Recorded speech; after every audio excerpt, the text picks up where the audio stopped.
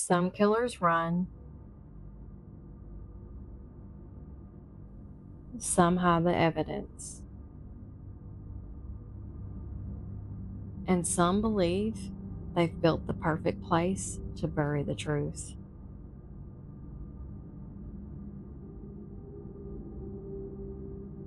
When Dee Warner disappeared from her Michigan farm, the people who loved her refused to believe she had simply walked away. They were right. More than 3 years later, investigators uncovered a secret hidden in plain sight. One that would expose a killer and finally bring Dee home. I'm Annis, and this is Feral and Fatal.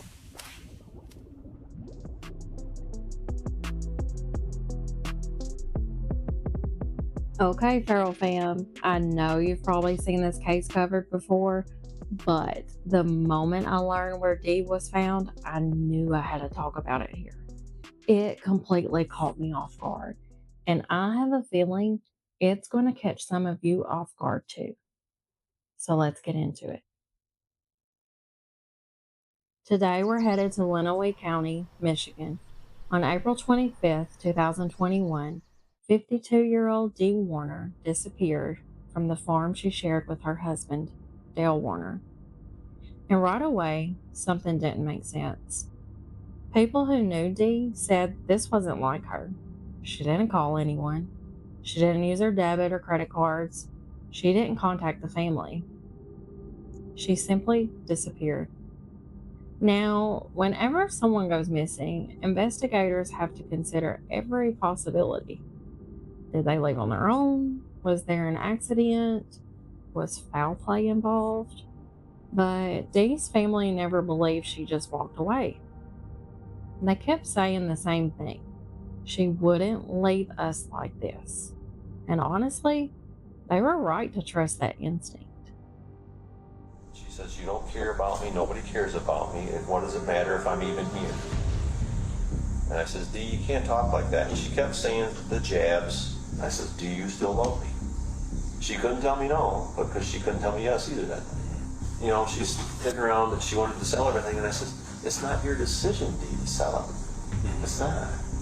This is ours, it's not yours." Eggs are gone, curling iron, that stuff. And when I walk through the office, her ring is on my desk. Somebody picked her up. As weeks turned into months and months turned into years, search efforts continued. Her family refused to stop looking, and investigators continued piecing together what happened. Then the investigation took a major turn. In August 2024, investigators executed a search warrant at the Warner property. One item stood out: a sealed fertilizer tank. Now, when I say that the investigators at the time were surprised once they saw what they saw, they put a thermal imaging camera to the tank, and you could literally see the body there, preserved. You could see the outline and the shape. When they cut it open, they found these remains. Can you imagine waiting more than 3 years for answers only to learn that she had been hidden on the very property where she disappeared? At that point, this was no longer a missing persons case. It was a homicide investigation. So prosecutors told the jury that Dale Warner killed Dee, concealed her body inside the fertilizer tank, and tried to make it appear as though she had simply vanished. Surprisingly, when I looked into this, what gas was left inside of the tank helped preserve Dee's body. It's crazy. The defense argued the evidence was circumstantial and maintained he was not responsible.